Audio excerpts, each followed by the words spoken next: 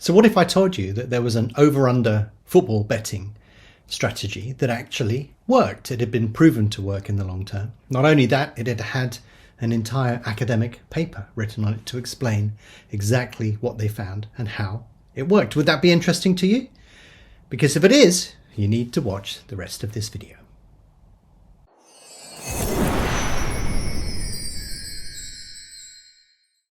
So for those of you that know me, you'll know that football is a sport that I'm active on, and it is actually the core of everything that I do now.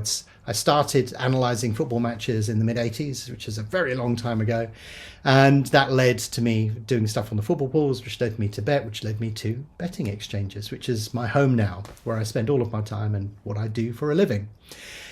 For those of you that don't know me, well, there you go, there's the history.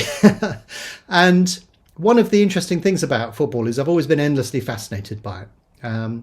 It can be quite difficult to predict, but predict it you must if you're going to make money.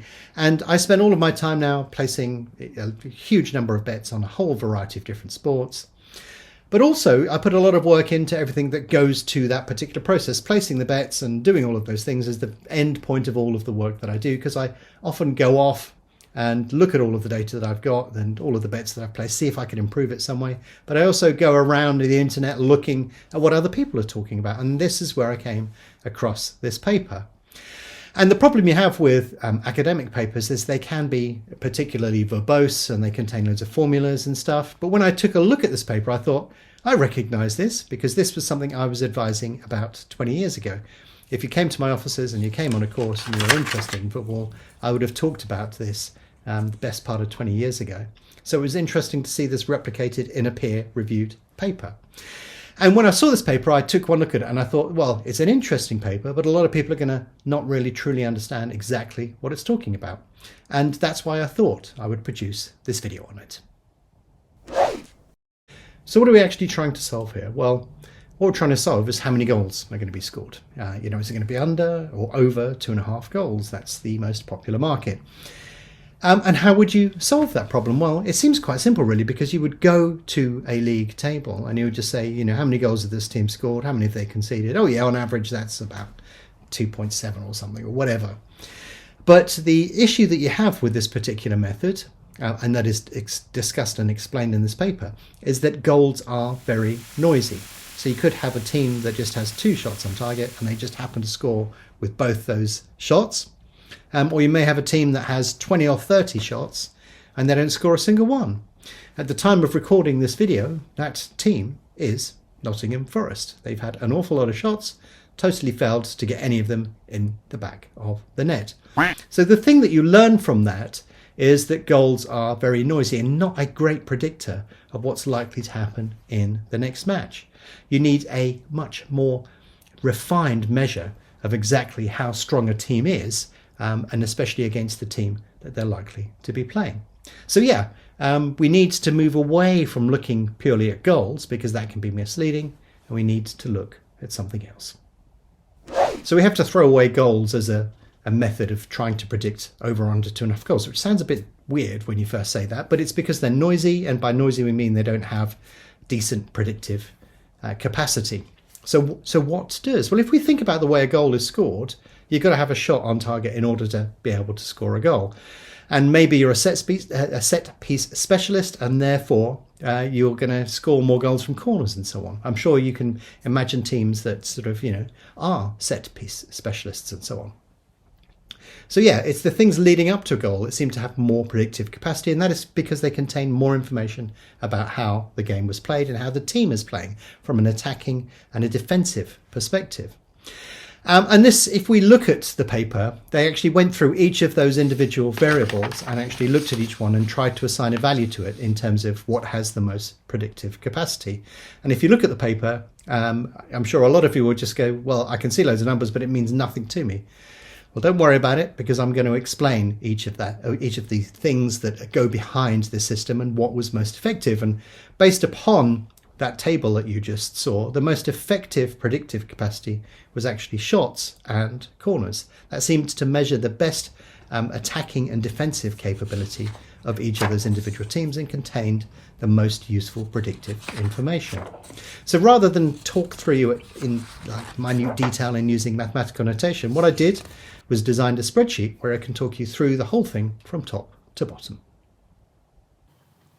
So here's the spreadsheet that I have created. If you want a copy of it, give me a like, leave me a comment, and I'll pop it onto the forum so that you can have a play around with it. Because the idea is this illustrates the concept, and you can modify and fiddle around with little bits. But ultimately, this bit at the bottom here, this formula, is the formula that they used to predict and get their edge within the market.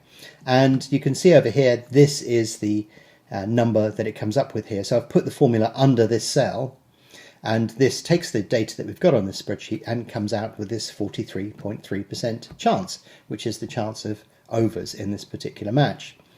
That would create odds of 2.3 on a betting exchange in decimal odds. And you can see that the market's offering us 205, so there's no value in backing that. However, the opposite is true on unders.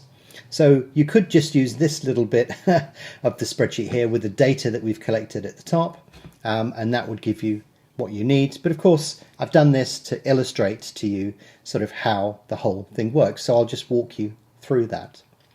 You can see here we've got the number of shots the home team have scored on average, the number of corners they've been awarded, and therefore we turn that into what we call a home attacking pressure. And then we do the same thing for the number of shots they've conceded, because effectively that's ones that away teams have managed to get against them, and vice versa. So if we look at the expected home pressure, what we're doing here is we're adding up cell E3, which is the home attacking pressure, we're adding up the away defensive pressure, and then we're dividing it by 2. So we're saying on average, the home team does this, the away team does that, and this is the home pressure. And then we can do the same for the away team, and that gives us a total match pressure, a rating, a ranking for how active both these teams are and whether this could actually lead to a goal. Now, the actual formula itself does the next bit for us. It works out all of the detail that we need within here, but the sort of way that it works is for each individual pressure rating that we have within the market, it will actually give us an estimation of how many matches have ended up over or under based upon all of the formulas that they did and the back testing and how they put this all together. And that ultimately comes out with a sort of a general chance of over or under goals, which we can then convert into odds. However, what the paper does, which is quite clever, is it actually weights the amount that it gives to the market, because it does look at the actual market odds itself and it sort of goes, well, that's probably correct, and we just want to sort of nudge it slightly in our favour given all of the data that we've gathered.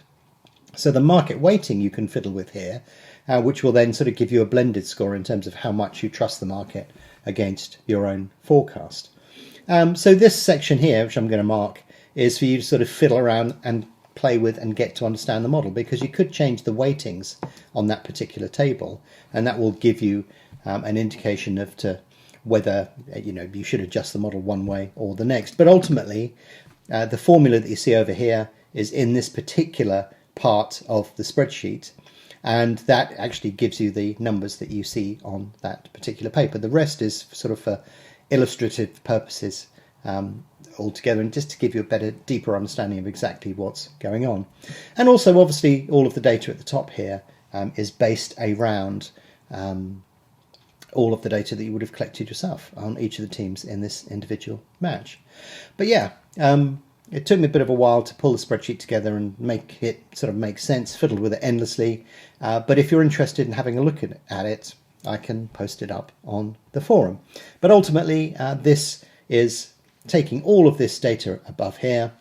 The formula is looking at everything that's happened in the past over many, many matches, and it's coming up with the formula that sort of says, based upon how we've seen this play out in all of these matches, this is the chance that we think it has of actually producing an outcome of either over or under 2.5 goals. So this academic paper actually looked at the over and under football betting markets and found a strategy that worked. They did it over 10 European leagues. They did it over 12 seasons and they placed 68,000 bets and ended up ahead. And what they were doing was discovering what I did 20 years ago, but I jest. What they discovered was that it wasn't actually the number of goals that were scored that was important, because that was noisy and not very predictive, but it was actually the amount of pressure that the teams were applying to each other that actually gave some level of predicted capability. And when they applied this across a number of different metrics, they worked out that shots and corners were those two metrics that actually added some capability and predictive capacity to their system.